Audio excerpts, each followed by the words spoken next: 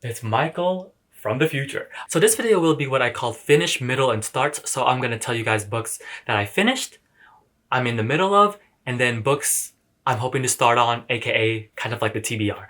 So yeah, let's go. Hey y'all, it's Michael. Um, so I just want to talk about a book that I currently finished, and I was like, you know what? The perfect time to do that is to make coffee. Hold on, let me get my kettle started. This is the part that always takes the longest to get your kettle started. Hold on, let me move back. Move back it up. All right, so the book that I currently finished is Before the Coffee Gets Cold by Toshikazu Kagaguchi, translated by Jeff. Oh my god, what? Hold on, wait, let me find the translator. Okay, it is translated from the Japanese by Jeffrey Trusello. Trusello?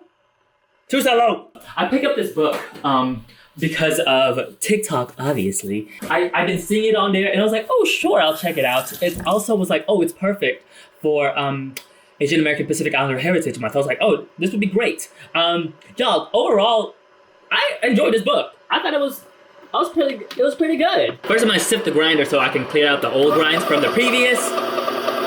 So essentially, in this coffee shop, basically you sit in this certain spot, and before the coffee gets cold, you can travel back in time. And within that parameter, there's actually like a whole bunch of rules and whatnot. And I think that's like what was fun about the that was like one fun thing about the book, is that like the rules within time travel or like what it requires and whatnot is actually really interesting. And I think it keeps it's kind of like it keeps a parameter within what you're able to do, and keeps the story like I would probably go all over the place, if that makes any sense. Like it keeps it very concise.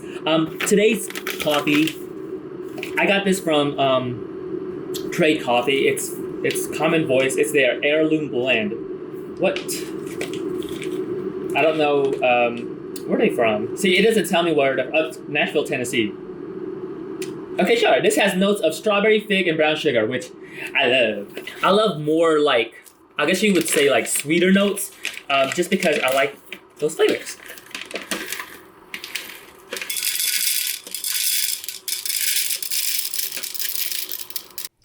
Okay, so this is what I'm gonna be using. It's a fin. It's like what you use to make Vietnamese coffee. Technically, that brand isn't Vietnamese, so it won't have like the robustness of like Vietnamese blend. But I like using this versus like my carafe, which is like right here, like my Chemex and whatnot. I think this is just easier. It makes it really easy, especially if you're just like wanting one cup. To me, it's fine. Now, granted, this story is called Before the Coffee Gets Cold, but I'm making iced coffee because I am that type of person, okay? First, you gotta warm up the thing.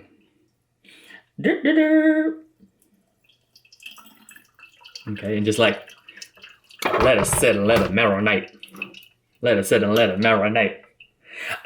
So yeah, this story is actually really interesting. Now, I didn't realize that it's actually like 4 separate short stories that actually is cohesive and makes a whole whole story, because we actually see the behind the scenes and whatnot in the past of what each character is going through and how they're basically all intertwined. I think what this book does really well is that it plants a lot of seeds, and then once things start going, I think it really does a good job of putting everything together. And I really enjoyed that part. Time travel aspects, because there were a few surprises in there and I was like, oh, that's pretty decent. I was like, oh, that's cool. Or like things that would probably have like a little bit of a inkling in the way beginning, but then have an importance later on, like in the other stories. And I'm not gonna lie, I'm actually really wanting to read the rest of the series, because I thought it was just like, it was fun, quick, short, and like to the point. And it does have like some emotional highs and lows. I was like, okay. There are some parts though that I thought wasn't done as well. Hold on, let me. Now, part of before I put the coffee in here and whatnot, part of what I'm going to do is add some condensed milk because it's you know, a little bit sweet, but I don't want it too sweet. Now, what I'm also going to add is this, which is ube flavoring. It's basically so that way it has like that ube flavor, because I know you've probably seen it on the TikTok talks where people make that like ube foam. It's so cool where it's like coffee and then ube foam on the top, and it adds this really nice flavor to it. It's delicious, but I don't want to get the whiz, do all that jazz. That's a little bit too much. So I'm just gonna add it straight into the actual coffee. I actually tasted like like when I went to Atlanta at the Filipino festival, someone made like an ube iced coffee. If you go back within a few of my videos, I have it on there. It's the weekend that we went to Beyonce. It was amazing. That's why I still remember it to this day. But it is delicious. Like oh my God. I told him, I was like, this coffee was delicious, because I went back a second time because I tried the other flavor, and I was like, oh my God, it was delicious. Filipino approved. It was so good. The best compliment ever an Asian can give you on your desserts, that it wasn't too sweet. I thought it was delicious. So yeah, let me add all these ingredients, because I'm not gonna lie, I've done this before, like making coffee and like talking about a book and whatnot, and it's a lot. Okay, it's a lot. So let me do this, and then first I'm gonna let it bloom. Hold up now, wait a minute. All right, so while that blooms, let me talk more about the book. It's a 3.5, 3 stars. I think it's a really solid book. I enjoyed it. But there are some things that, let me talk about the translation. I think this is just like a common thing within a lot of Japanese literature, especially within all the translated works that I have read. Now, this doesn't include like light novels and whatnot, so because usually light novels have a different vibe to it, where it's like more like, especially the more action-packed ones, it has like a certain beat to it. And since this is like more literary, the translated works that I tend to read from let's see. Okay, hold on. A minute's done. Yeah.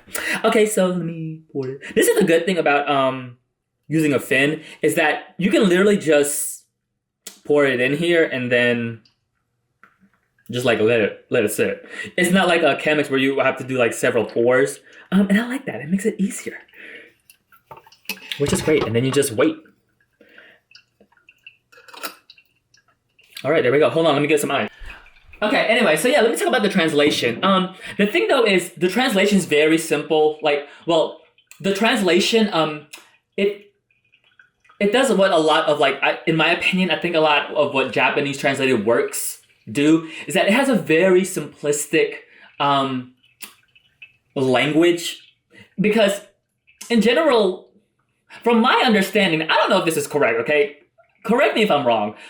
When you're translating Japanese, it's kind of like how I feel when I'm translating, like when I tell people like things like Filipino sayings to English, is that sometimes it's just very simple. Like it's not, and obviously there's nuances and like cultural nuances that sometimes it's hard to translate. And so here the language is very simple, and I don't mind that. I think it's fine. And then also the way that it like repeats, it has like a repetition. I noticed that a lot of Japanese storytelling in general does this. Like even with animes, they just, something about repetition, I don't know what it is, but here I didn't mind the repetition, because when it kept repeating, I was like, oh, by the time like towards the end, I was like, oh, I know how all of these people relate and like who's who and like what is going on. And we gotta talk about this too also. Now, granted, this is a dude, okay? This is a man. And some of the things, y'all peep the flowers. It's Mother's Day today, actually, as I'm recording this. Anyways, so here's the coffee. I finished it. It has a beautiful like purplish brownish color. It's actually delicious. I think I could have added just a tad bit more ube, but I think I'm good. So I'm gonna pour it up. Yeah, pour it up. Whoa, it has a weird color. Look at it. It's like purple for real. That's the thing about the that ube flavor. It stains. Like I look like the blueberry girl from Willy Wonka. So there's that. And then I'm going to add some almond milk because we don't have coconut milk or any other form of lactose-free milk. Ooh. Look at it. Before the coffee gets cold, bruh.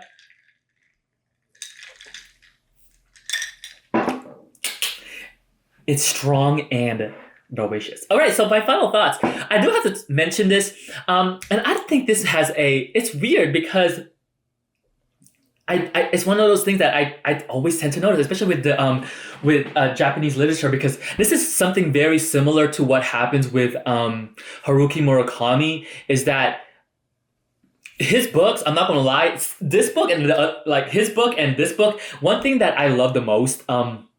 It's like it has these vibes to it, and that I think translates, no pun intended, to how the book is translated.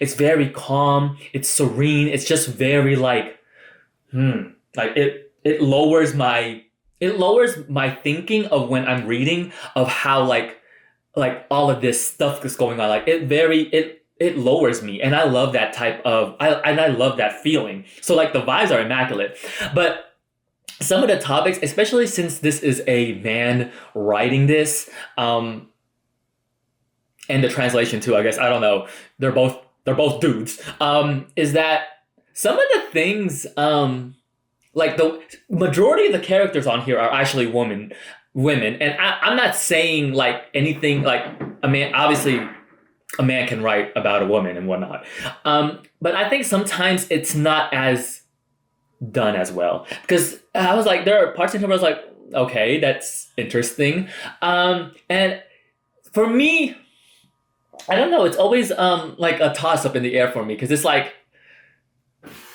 am I looking too much into this? Because I was just like, that's a tad bit,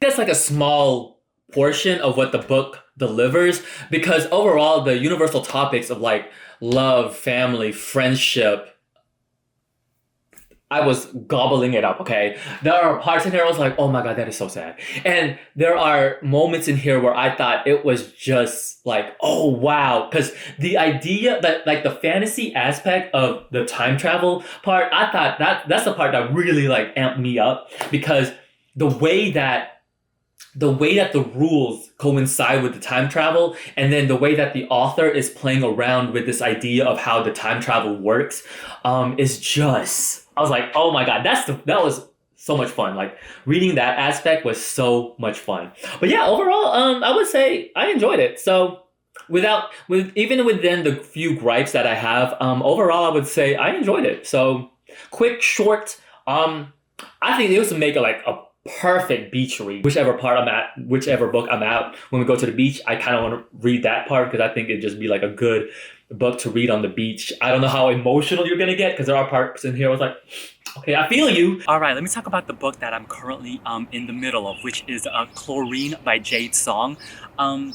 This is very interesting so far. I'm at about page 114 out of 248, so I'm about halfway through.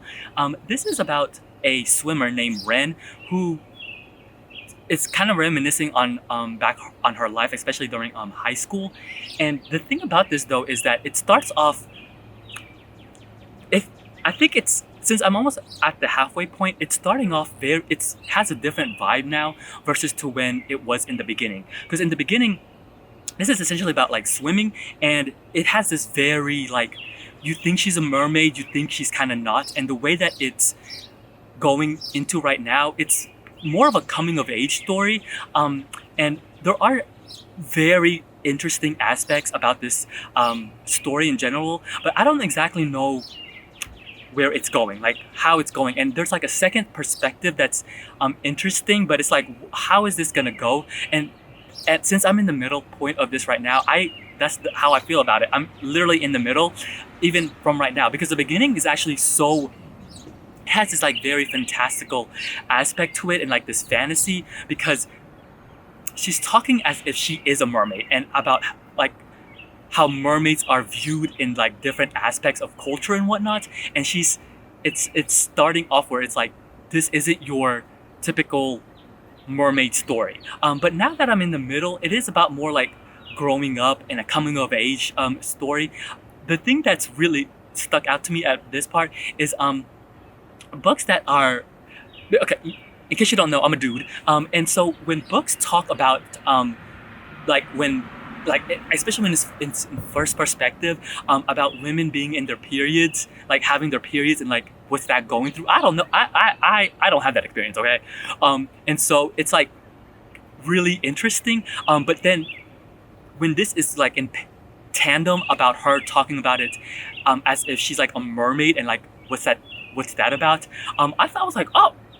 And it's always interesting when I encounter these type of like storytelling when I'm reading it, because it makes me feel, I don't know what the word is, I wouldn't say uncomfortable, but it makes me feel like I really don't know. And I think that is one of the great things about reading, is that I get to read and experience like different aspects of life that I would have never got into. So I was like, oh, I thought that part was just like a really interesting aspect of the story. But now I really don't know where it's going on about, and there are parts in here I can already tell that I don't know how it's going to do overall at the end. Like once I reach the end, what's the like how things are gonna fall into place. So far right now, yeah, the one thing I do enjoy about it, and going back again with that going back to that point about like she's so comfortable talking about her period, is that it has this very like in your face type of writing where it's holding nothing back. Well, it seems like it's holding nothing back, but I'm really hoping that the second half of this, I get to see what this other perspective, the second perspective, like how it all melds together, and also bring back this thing about like the mermaids. I want more mermaids because it seems like that's like really the highlight of the book. And so we'll see how it unfolds. I do also want to mention, I just got on the thing because I was like wrapping up and whatnot, is that like doing this type of video is that the books wherever I'm in the middle of, I feel like I'm always going to be in the middle of. I feel like I am one of those readers where I know for sure when I love a book, like when I reach the 50% mark, I know if I will love a book. And I think since this is the first video of me doing this, I think I can really tell like how I'm going to rate the book. Like since I'm about to reach halfway point of this story, I can already tell I think I'm going to be like halfway in the middle with this, unless something like really drastic happens at the end, but we'll see. Hey y'all, it's Michael. Okay, so this is the start of the video, so this will be where I talk about books that I'm hoping to start on soon. This will be low-key a library haul. So long story short, basically I went to the library the other day, but then come to find out, they were having like a children's event, and that sucked. Because everybody and their mama was in there, okay? And I was like, okay, this is too much. So I grabbed some books for Asian American Pacific Islander Heritage Month, and I was like, let's read some books. Now the first book is actually, this ain't Asian. So one thing that I really want to get into, because I just really love them, but they're just so expensive. So I got to see what my library has in that category, which is like photo books, especially from photographers, because I want to get more in, like I just want to start being into that, because I find that when I go through a like a photo book, it's like so much inspiration, where like seeing like the composition, the lighting, the subject, like all of that, I think it's just so wonderful. I really enjoyed it. So I got this one, which is Annie Leibovitz at Work, by, oh wait, oh wait, it's by her. Oh my god. Oh, I didn't know that. Oh, this is gonna be great. So yeah, I just want to look at the photos that she's taken. Controversial photographer, especially when it comes to people of color, especially Black women. So, but some of these photos, I ain't gonna lie, are really good.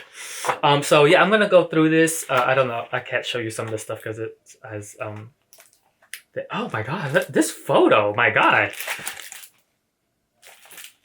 Oh, see, this is the type of stuff like inspirational. Just, I really enjoy it. So yeah, I'm gonna go start getting some photo books. If you have any recommendations, please let me know. I don't know if I want to start maybe like purchasing them and whatnot, but we'll see how that goes. I mean, like when I go through like those concert books that I got for Beyonce, like so much inspiration, especially when it comes to photography. So yeah, there's that. So basically all I did was get some books by Asian authors, and I had to go through it fast because there were too many people there.